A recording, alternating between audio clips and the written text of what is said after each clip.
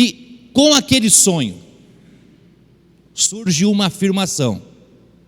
No começo do casamento, na fase de noivado para o casamento, antes dos filhos chegarem, nós pensamos, nós seremos os melhores pais do mundo.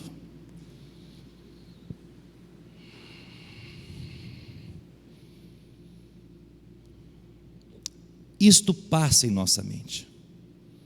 Lá atrás, para quem é casado, já tem filho grande, sabe o que eu estou dizendo? Eu serei o melhor pai, eu serei a melhor mãe do mundo. Nós temos um caso, o caso de Ana. Ela sonhava em ser mãe. E ela tinha este sonho, o sonho era tanto, o desejo dela era tanto, que ela orava a Deus, constantemente, pedindo para que ela pudesse ter um filho. 1 Samuel 1:27 diz: por este menino orava eu, e o Senhor atendeu a minha petição, que eu lhe tinha feito. Nós temos casos de irmãs aqui na igreja, casais, que não podiam ter filhos, e que Deus deu a graça de terem filhos, e a felicidade, ela derrama sobre todos nós. Nós temos outro caso na Bíblia, o caso de Isabel e Zacarias. Lucas 1:13 diz assim: mas o anjo lhe disse: Zacarias, não temas, porque a tua oração foi ouvida, e Isabel, tua mulher, te dará à luz um filho, e chamarás o seu nome João. Parece aqui que Zacarias é quem estava intercedendo: eu quero ser pai, eu quero ser pai. Mas não tinha chance, até que a chance chegou. Existem muitos casos na Bíblia, de homens, de mulheres, que sonhavam em serem pais.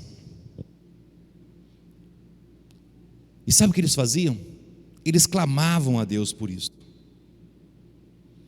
A mãe grávida, o pai coruja, esperando pelo bebê, sonhando com aquele bebezinho fofinho que vai nascer,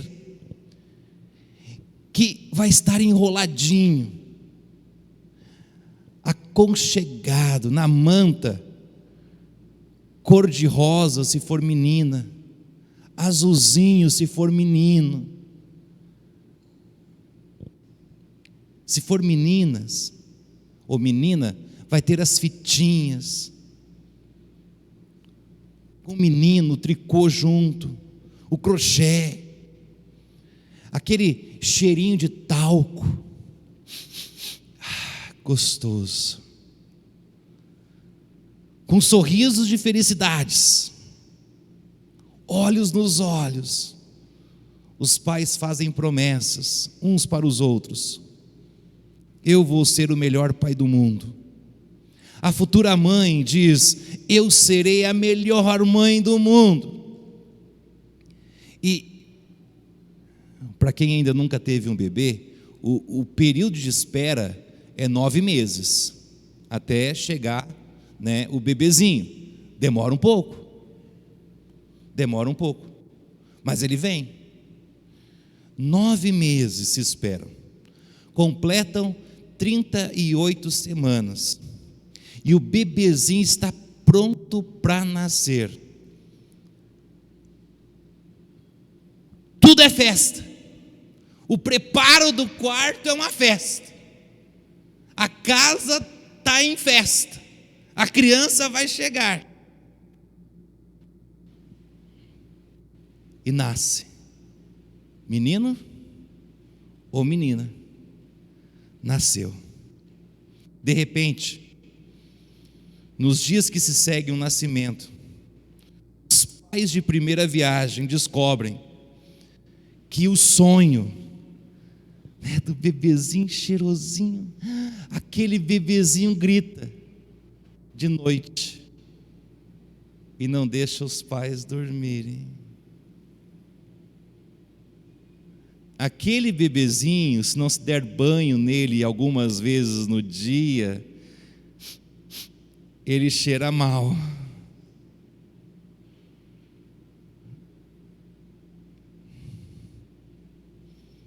Ele vomita. Ele chora.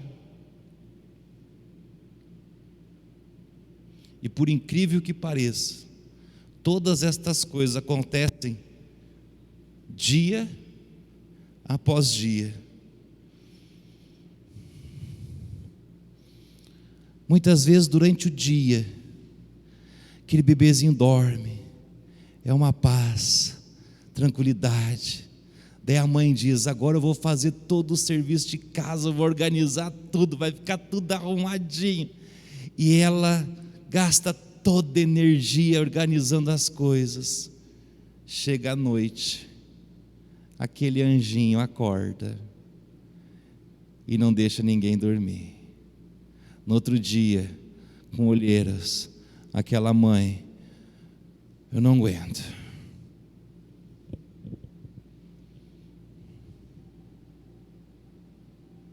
Tudo isto é suficiente para fazer uma mãe chorar. Lágrimas caem. Um pai que, após algumas horas tentando controlar o choro, com aquele bebê no colo, e ele, não é bem assim, mas é parecido com assim.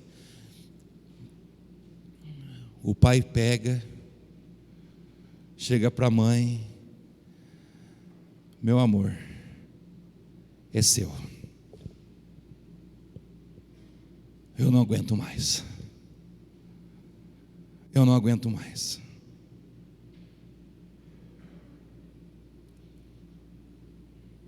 Seja humilde e aceite que seu sonho de ser pai e de ser mãe nunca pôde contar com o seu maravilhoso instinto materno ou paterno. Aquele instinto de ser boa mãe, aquele instinto de ser bom pai. Não ajudou, não tem ajudado. Paulo ensina para os pais, para que eles possam ser os melhores pais do mundo, eles precisam praticar algo que não está ligado a instinto, aquilo que naturalmente nós faríamos, sai da nossa esfera.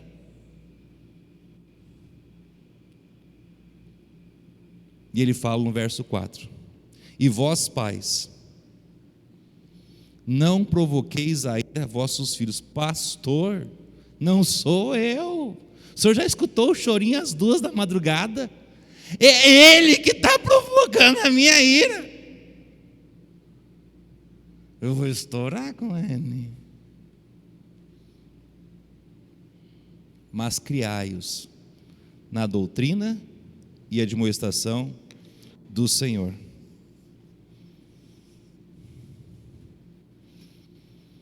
Não provocar a ira dos filhos está interligado a sermos os melhores pais do mundo. Aqui nós descobrimos que para sermos os melhores pais do mundo, nós precisamos criar nossos filhos. Parece algo redundante, não parece? Parece algo tão lógico, mas é o que é esperado de nós. Nós devemos criar nossos filhos. Pode dar mais um clique aí. para que nossos filhos não cresçam e não se tornem filhos irados, irritadiços, prontos para chutar o balde. Nós, pais, precisamos criá-los. Eu vou descrever um diálogo entre uma mãe e seu filho de 13 anos. A mãe diz: está na hora de levar o lixo para a lixeira. O filho fica em silêncio. A mãe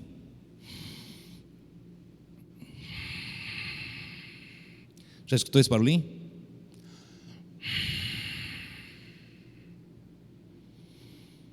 Eu disse: está na hora de levar o lixo para a lixeira.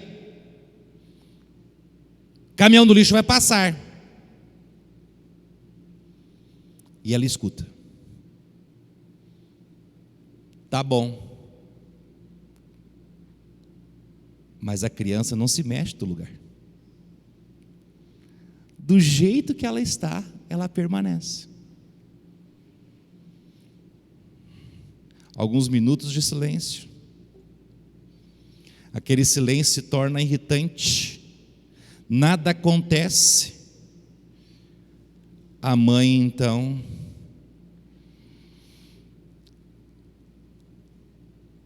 agora leve o lixo para a lixeira. Aí o menino começa a se mexer, bem devagar.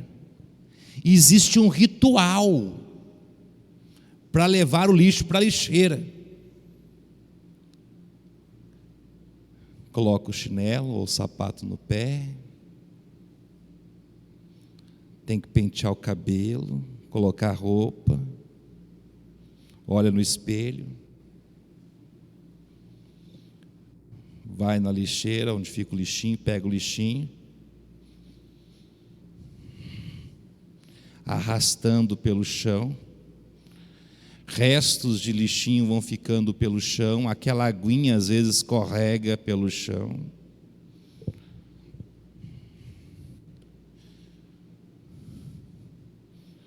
Por onde o lixo passou, você sabe que ele passou. Volta e se senta novamente aonde estava. A mãe, ela não está mais irritada. Irritada ela estava quando ela fez assim. Agora ela já estourou em gritos que a vizinhança toda vai escutar. Ela diz: menino estúpido, teimoso, levante direito e vai agora levar o lixo direito para a lixeira. Limpe o lugar que ele passou, pegue os restolhos do lixo e leva para a lixeira. E não me venha com essa desculpa. Novamente.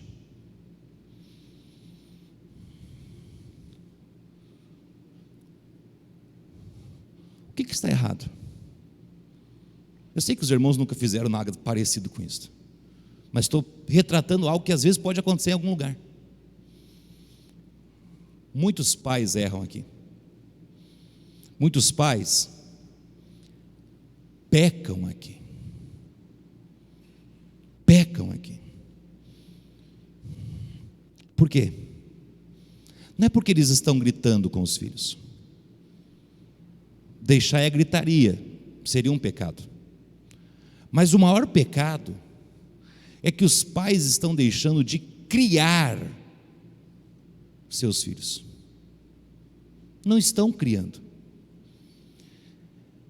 E nós aprendemos que devemos criar nossos filhos.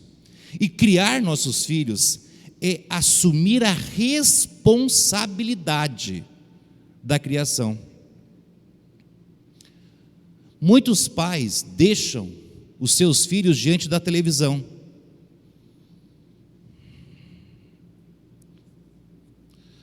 Outros entregam os filhos para os avós cuidarem. Eu fui criado por vó, tá? Só para lembrar. Ou para os tios. Deixam com os tios. Tem pais que acham que quem deve criar os filhos são os professores. Até estranhos assumem a responsabilidade de criar os filhos. Há pais que não medem esforços para investir em seus filhos.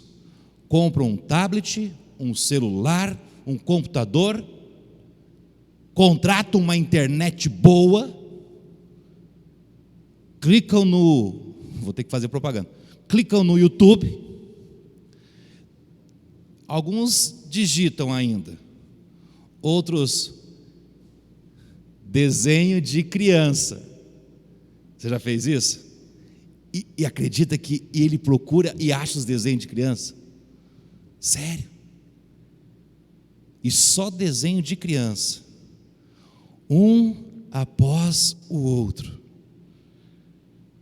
ou qualquer outro meio de entretenimento, para que possa estar na mão da criança, para que aqueles pais tenham alguns poucos minutos de sossego e silêncio.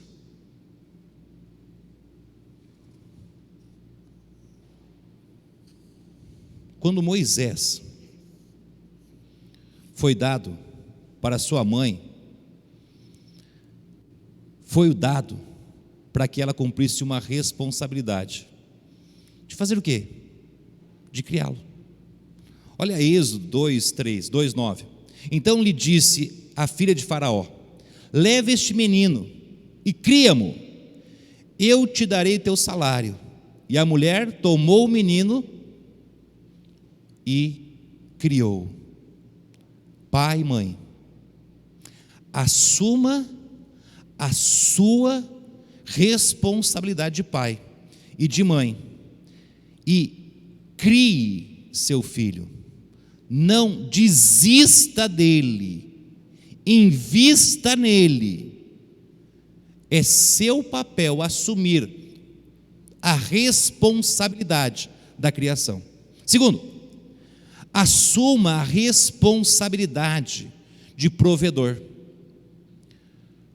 Não sei se você sabe, mas legalmente você é responsável diante de Deus e dos homens de suprirem as necessidades básicas de seu filho. O arroz, o feijão, a roupa, é sua responsabilidade. Esses dias lá em Aparecida, um senhor da nossa igreja, o filho dele, ele tem 3 filhos com a primeira esposa, e a esposa entrou na justiça, porque ele não estava dando o quê? Pensão. 3 filhos, e ele não estava depositando dinheiro da pensão. Eu falei assim, e quanto é o dinheiro da pensão? R$450 para cada filho? Eu perguntei. Não, para os 3. O senhor acredita, pastor? Tudo isto? O que ela faz com o dinheiro?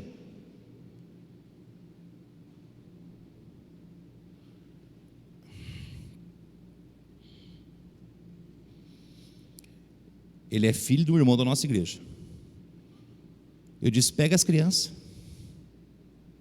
traga ela para morar contigo, e você vai ver o que ela faz com R$450. Aonde ela está colocando o dinheiro? Chegou a intimação, o juiz chamou, e eu acho interessante, Deus faz as coisas perfeitas, amém? Não foi um juiz, foi uma juíza.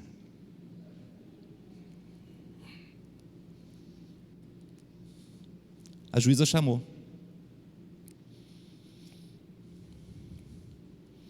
Como é que o senhor tem condições de ter uma bicicleta de R$ 5.500 para pedalar e não tem condições de pagar R$ 450 de pensão para os seus filhos? Eu estou vendo aqui que o senhor tem 3 bicicletas para pedalar e o senhor não tem condições de pagar a pensão de R$ 450 para sua esposa. Ok, fez a soma de quanto ele recebia. Daqui para frente, o senhor vai pagar R$ 900 por mês de pensão, mais 50% do medicamento, 50% da roupa, 50% de todos os gastos que eles tiverem. Esse dinheiro será só para o arroz e o feijão.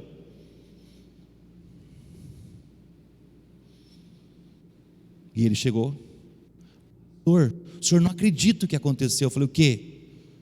Vai ser 450 para cada criança? Tentei, né? Não, 900, pastor, que absurdo.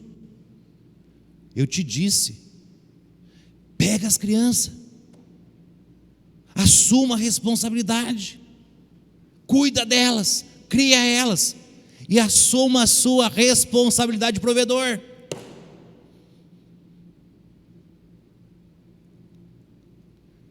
Eu disse para ele: se você não pagar, o teu pai, que ganha um salário mínimo por mês, vai ter que pagar.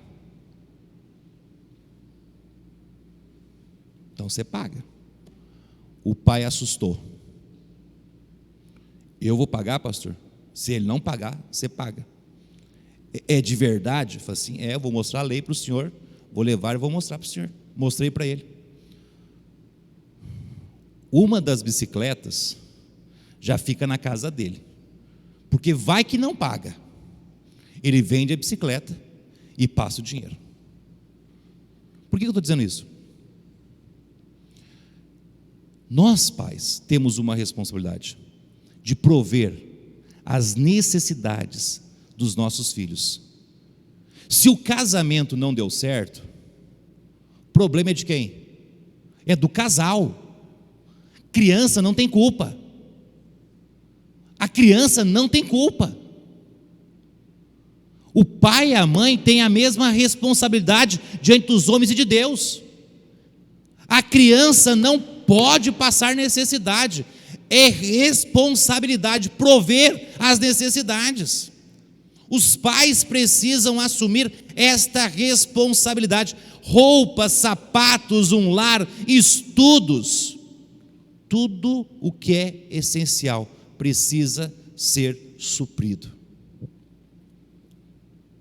1 Timóteo 5,8 fala assim: mas se alguém não tem cuidado dos seus, principalmente dos da sua família, negou a fé, e é pior do que um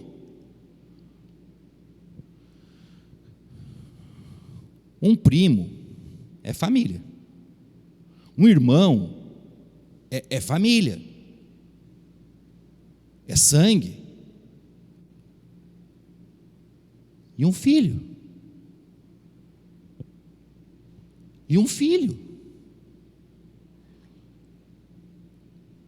como pais, nós não podemos ter prazer de ter um bom celular, ou uma boa moto, ou um bom carro da última geração,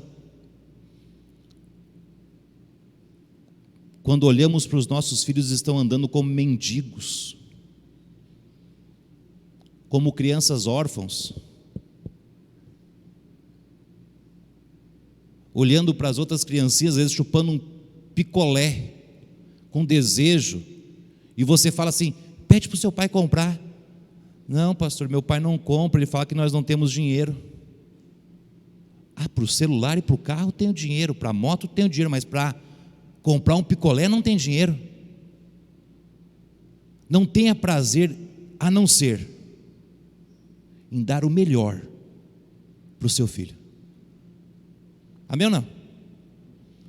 Obrigado por esse amém bem tímido aqui no meio.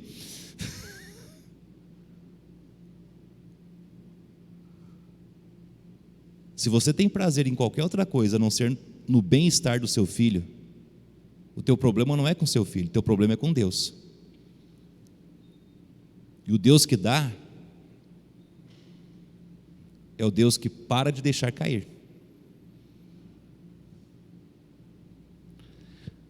Não basta criar, e o tempo não para. Para sermos os melhores pais do mundo, precisamos doutrinar nossos filhos. A palavra doutrinar é muito usada, mas pouco conhecida.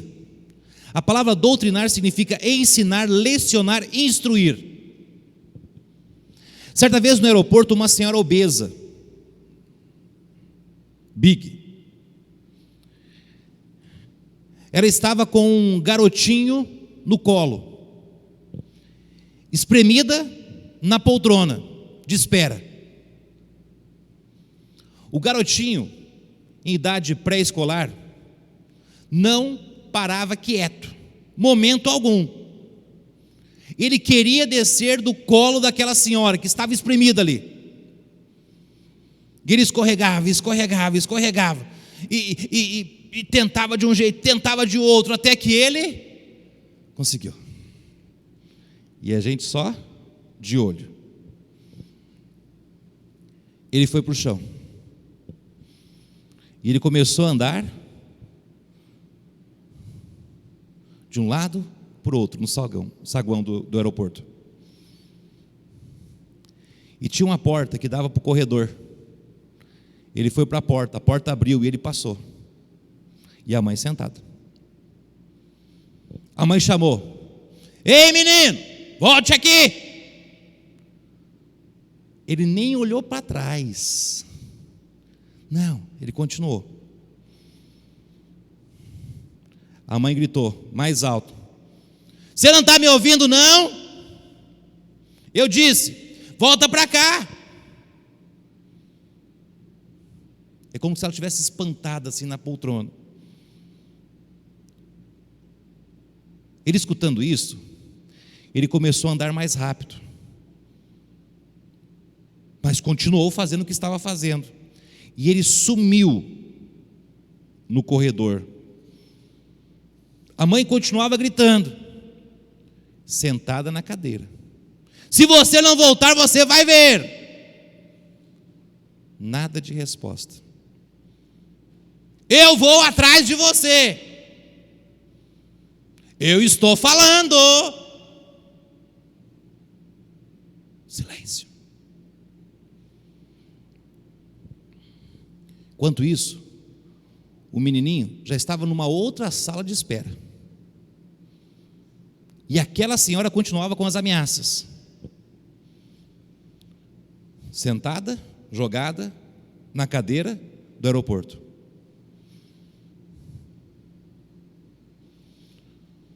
O menino já estava explorando o balcão de embarque, tinha esteira. Ele estava brincando em cima da esteira. Ele ia com as malas, descia, voltava com as malas de novo. E ali ele estava. A mãe então se afundou mais na cadeira e disse, sem olhar para ninguém, com a cabeça baixa: eu não sei o que eu faço com esse garoto. Com certeza, nós sabemos o que ela iria fazer. Nada. O garoto iria passar o resto da vida brincando de cabra cega com a mãe. Onde é que você está, menino? Volta para cá. Estou me escondendo da minha mãe, ela não vai me achar, ela não vai me achar. Bloqueando as ordens dadas pela mãe. Muitos pais estão na mesma situação. E sabe o que é interessante? Eles continuam não fazendo nada. O que fazer? Ensine a criança. Provérbios 22:6, um texto conhecido, diz: educa a criança no caminho que deve andar, e até quando envelhecer não se desviará dele. Ensine a criança a não ficar sentada, e ela não irá ficar sentada. Ensine a criança a não ficar quieta, e ela não vai ficar quieta. Ensine a criança a ficar andando pelos corredores, e ela vai andar pelos corredores. Ensine a criança a não lhe escutar, e ela vai aprender a não te escutar. Com a ideia do construtivismo, quase não saiu, o mundo mudou, a educação mudou. O Brasil está num ranking de 76 países, no número 60. Só tem 16 piores do que nós. Compensação, tem 59 melhores do que a gente. Por que ensinar? Porque nós estamos nesta posição? Poderia ser uma justificativa, mas não é. Nós devemos ensinar porque a Bíblia nos ensina a ensinar, e porque os filhos é a melhor herança que Deus nos deu. Como ensinar? Você vai precisar de tempo, você vai precisar repetir diversas vezes a mesma ordem, você vai ter que ensinar como se faz. Você precisa fazer como nossos professores faziam no passado. Você lembra que tinha os pontinhos das letras, e eles faziam os pontinhos das letras no nosso caderno, e nós pegávamos o lápis, porque não podíamos usar caneta na época, e nós ficávamos passando o lápis por cima dos pontinhos. Daí nós levávamos para os professores olhavam e falavam o quê? Se você era como eu, apaga e faz de novo. E a gente pegava a borracha e fazia rapidinho, porque a gente queria, eu estou falando de mim, queria brincar. E chegava lá, ele olhava, não, está ruim, faz de novo. 3, 4, 5 vezes, até que a gente pegava, não, vou fazer devagarzinho, porque se eu fizer devagarzinho vai ficar bonitinho, daí eu vou poder brincar. E fazíamos bem bonitinho. E o professor olhava, pronto, agora você pode sair. Éramos uns últimos da sala, pelo menos eu era um dos últimos da sala. Tenha tempo. E eu agradeço por esses professores que não desistiam. Minha mãe nunca foi na escola, mas eu tinha medo dela ir na escola. Sei lá o que podia acontecer. Meu pai, então, nem se fala. Mas os professores tinham paciência. Não era muita paciência, mas eram insistentes. E nos ensinavam. Ensine seus filhos.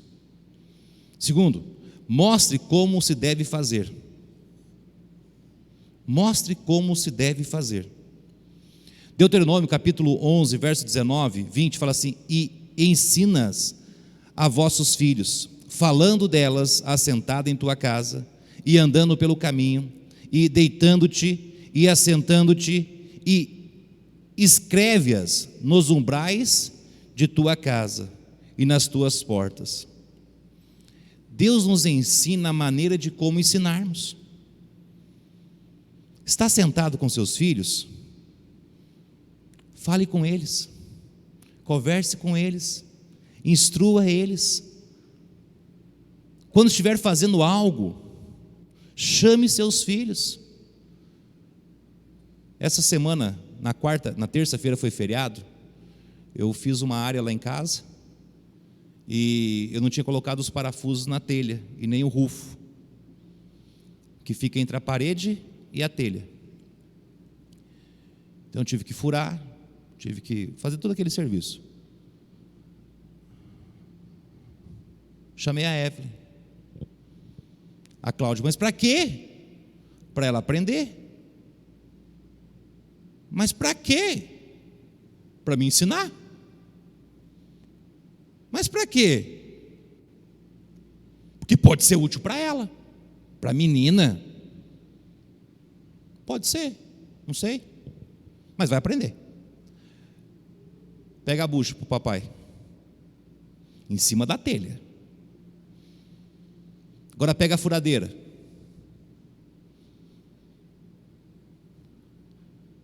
Segura o fio. Para que segura o fio? Só para não ficarem voando sem prestar atenção. Não tem utilidade de segurar o fio. Mas quando está segurando o fio, está prestando atenção no que está fazendo. Segura o fio. Está vendo esses buraquinhos? Está vendo essa buchinha? Coloca neles. Pai, tem uns que não entra. Existe uma coisa chamada martelo. Você pega o martelo e faz assim, ó, pá, vai entrar. Pá, pá, pá, pá. E agora? Pega os parafusos. E nós lá em cima. Passamos a tarde juntos. Quarta-feira na igreja. O que era a conversa dela com as outras crianças? Ela não é mais criança, ela tem 16 anos. Eu ajudei meu pai a colocar o parafuso na telha e o rufo lá em casa. Como é que foi? Foi a conversa deles na quarta-feira. Ontem nos jovens, foi a conversa dela com os jovens na quarta-feira. E no sábado. O que estiver fazendo, chame seu filho. Vai lavar o carro, chame seu filho. Vai lavar a louça, chame seu filho. Vai limpar a casa, chame seu filho. Faça as coisas juntas. Juntos. Invista. For deitar, vai dormir, chame seu filho. Descubra como foi o dia dele. Antes de dormir. Vai escovar os dentes, chama ele para escovar os dentes. Esse menino não escova os dentes. Então escova os dentes com ele. Ele não arruma a cama. Arrume a cama com ele. Ele não lê, pastor, não ora, não faz nada. Faça com ele. Use a oportunidade de ensiná-lo.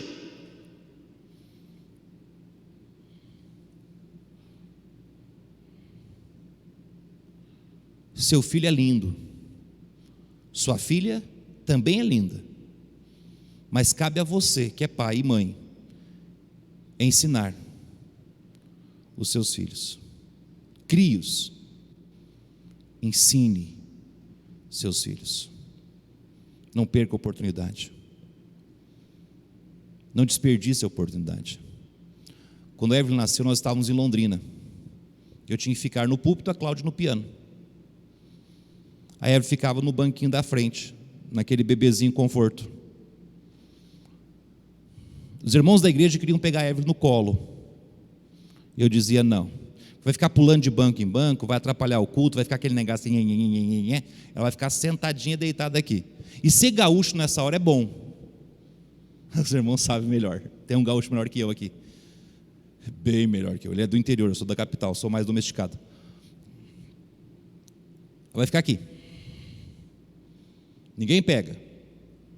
Ela colocava a perninha para fora e ficava balançando. Nhaque, nhaque, nhaque, nhaque. Cresceu.